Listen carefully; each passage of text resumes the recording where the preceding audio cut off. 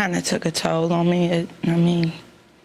I live every minute, second by second as it comes. I no longer make plans for anything because you never know if you're going to be here today or gone tomorrow.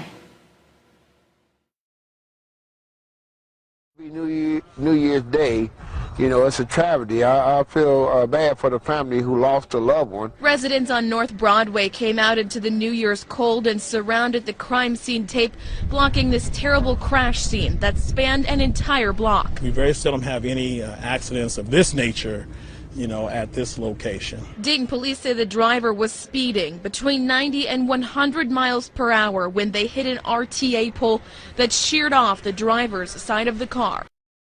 Because it was going so fast that it came up the hill and it just started flipping. The male driver and female passenger were both thrown from the car. Joe Lewis watched the horrific scene unfold. When I came out, the young lady was still breathing, and I tried to use a towel to cover her up, but the police were and the ambulance were already here. They did a great job in trying to save that person, but we were later told that that person did pass away at the hospital.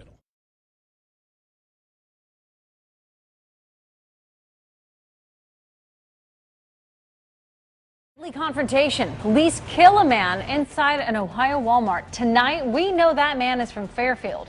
Police say John Crawford was waving a gun at customers inside the Beaver Creek Walmart. Families were running for their lives to get out of the store. Police just revealed more information about that confrontation. 9 on Your Side reporter Tony Moronis is covering this for us. Tony? Hey, Carol and Tanya, I want you to know that everywhere I've gone today, people have talked about that incident and they're wondering what's happening. And the chief just gave an update moments ago. Police say 22-year-old John Crawford lived here at Fairfield Point Apartments in Fairfield. Investigators say he waved a rifle around a Dayton area Walmart, causing panic. Police were there within 3 minutes. The quick response of officers was instrumental in containing this situation, minimizing the risk to customers. Caller admitted that Crawford did not point the rifle at anyone. In fact, you can see Crawford holding it while talking on the phone with mostly people going about their business nearby and no pointing. The footage you will see next is disturbing. Armed police officers, apparently prompted by mainly that information in the 911 call, they enter searching for him, and when they found him, Crawford appears to drop the air rifle and take cover. And according to the special prosecutor in this case, police had shot him before he dropped it. Crawford then runs back into the aisle and collapses. The police shot him twice, wounds that resulted in his death.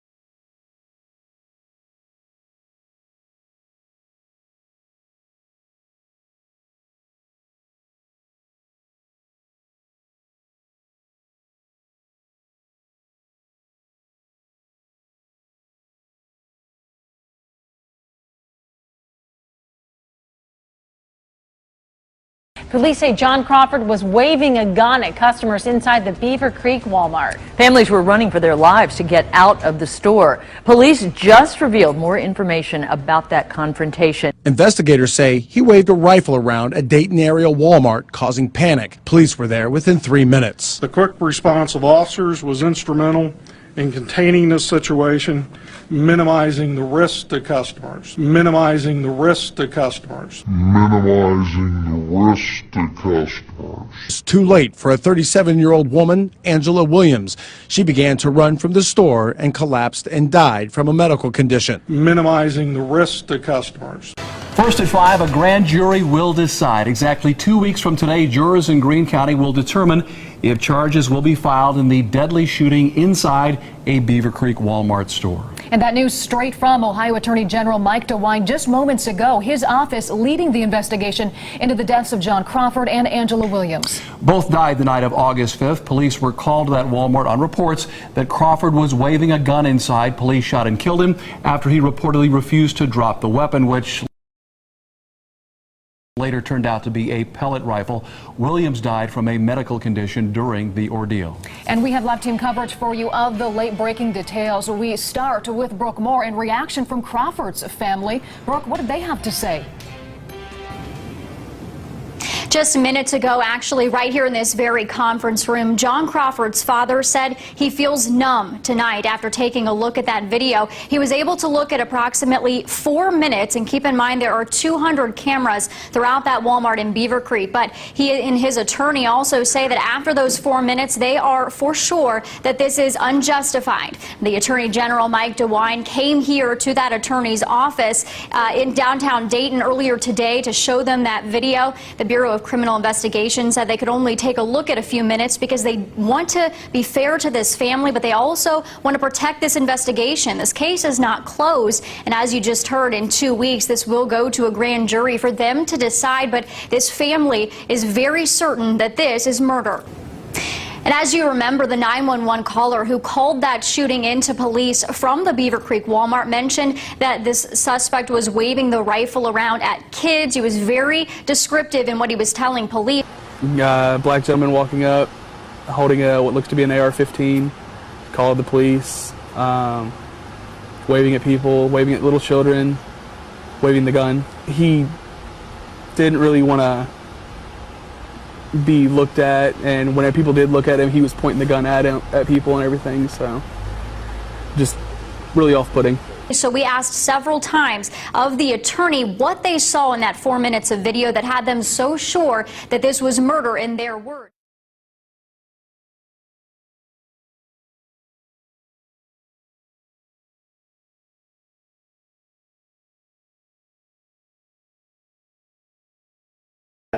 You lied to me, and you might be on your way to jail, so I want to be very clear about this. I swear to God, oh my kids, I have a job and a family on everything I love. As the officer, I've been asking Where did he get this gun?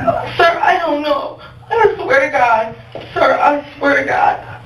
I don't know. On everything I love, you can give me a lie detector test and everything. I swear to God. So he got in your car, he had a white bag, he never made any noise about doing anything to his ex or anything like that. The Guardian newspaper has now obtained footage of some of the interrogation of Ms. Thomas thanks to a public records request, and published a portion for the first time this weekend. It shows Detective Rodney Curd, not the officer who shot Crawford, aggressively questioning Thomas. According to the Guardian, the interrogation went on for more than an hour and a half, and it wasn't until the end that Curd even told Thomas that Crawford had died that day. As a result of his actions, he's gone, said the detective, as she slumped in her chair and cried. Joining me tonight is Tasha Thomas and her attorney, Anthony Vinoy. I was shoved into a cruiser, leaving Walmart, and questioned inside the cruiser, and took in the Beaver Creek police station. There I sat for hours on hours, not knowing what happened or where he was at or what was wrong or if I was ever going to see him again. Uh-huh. And why did they tell you you were being detained? They said because he had got the gun out of my vehicle and that he was trying to rob the pharmacy inside of Walmart. And if I can ask you, and if you don't want to answer, you don't have to at all, but what was your reaction when, after all of this and this interrogation, then they told you for the first time that he was killed that day? It kind of took a toll on me. I live every minute, second by second, as it comes. I no longer make plans for anything because you never know if you're going to be here today or gone tomorrow.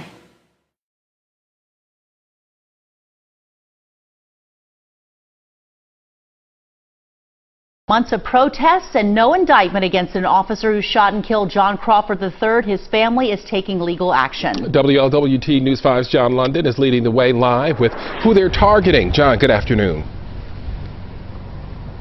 Yeah, Mark, the John Crawford family says this lawsuit is not just about money, but about changing the policies and procedures of police. So they have filed moments ago a civil lawsuit in federal court here in Dayton against Beaver Creek Police, against the officers involved, the chief, the city itself, and Walmart, saying all are culpable in the death of John Crawford III. The 911 caller was not named in the lawsuit because, according to attorney Michael Wright, it was police who had the obligation to properly assess the situation. They went forward today with the civil suit, explaining why Walmart Corporation was included. The gun, the BB rifle gun that Mr. Crawford picked up, was a gun that was left on the shelf based on our understanding, our investigation, for at least 2 days. They are asking for monetary damages against Walmart and against Beaver Creek Police, citing the 2 children that John Crawford leaves behind.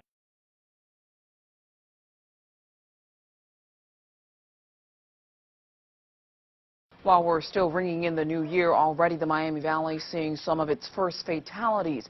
Police say ignoring traffic laws may be to blame for these 2 deaths. Shortly before 4 this afternoon, police were dispatched to the 700 block of Broadway Street. That's where officials found a car with its passenger door lying several feet away from the vehicle. Police say a man and woman were ejected from the car. The man was pronounced dead at the scene. The female passenger was transported to Miami Valley Hospital, where she later died. Well, it may just be a strange coincidence. A woman killed in a deadly crash last night, now identified as the girlfriend of John Crawford III, the man killed by police at a Beaver Creek Walmart. Police say 26-year-old Tasha Thomas and a man were in a car going up to 100 miles an hour. They were both thrown out when the car hit a pole in the middle of the afternoon. Thomas actually took John Crawford to that Beaver Creek Walmart the day he was shot. She was later interrogated by police. Thomas continued to defend Crawford after his death. Investigators still working to figure out why they were driving so fast.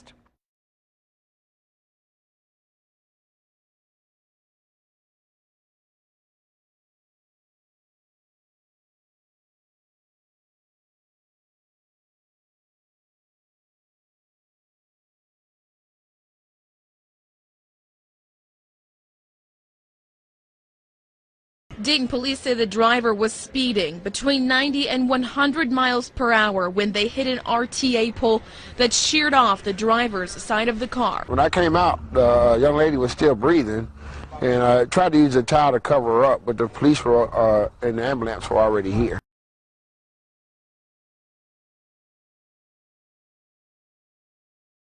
When I came out, the young lady was still breathing, and I tried to use a towel to cover her up, but the police were and the ambulance were already here.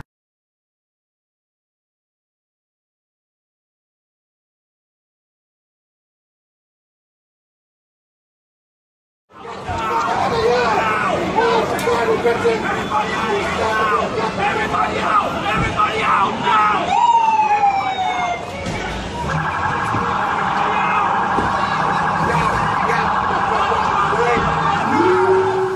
But the police were and the ambulance were already here.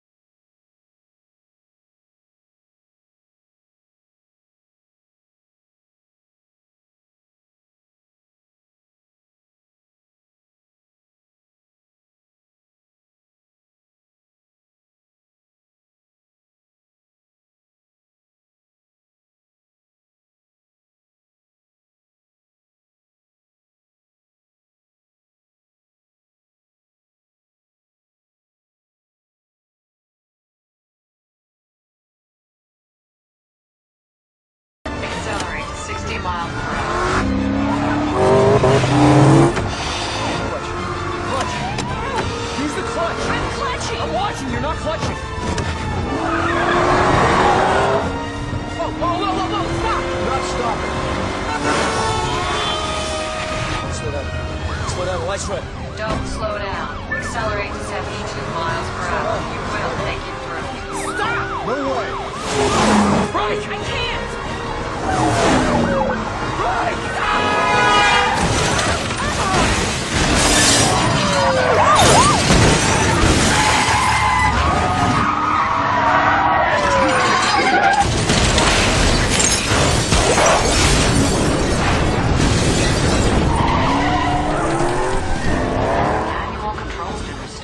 Well, Pat, it is not just conspiracy theorists. A counterterrorism expert tells CBS 2 News we may never know what really happened in that crash. And now with so many cars controlled by multiple little computers and some controlled by an app on a smartphone, researchers say they're concerned about the vulnerability of computer-controlled cars. The fiery single-car crash that killed controversial journalist Michael Hastings in Hollywood raised questions about whether it was truly a tragic accident.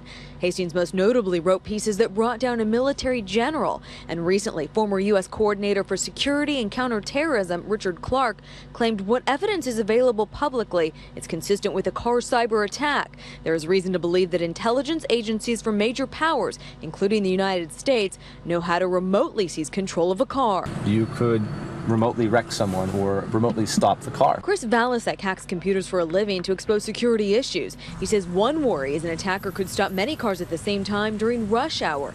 He and his partner hacked into the 30 little computers in this car using a laptop. We were able to take control of the brakes, the steering wheel, the seat belts. We could tighten them. And they do this by getting into the onboard computer and the onboard diagnostic systems, and they're able to reprogram it to do pretty much whatever they want. Has anyone affiliated with the police department apologized to you or explained their perspective on this? No, it's just gotten worse since the incident.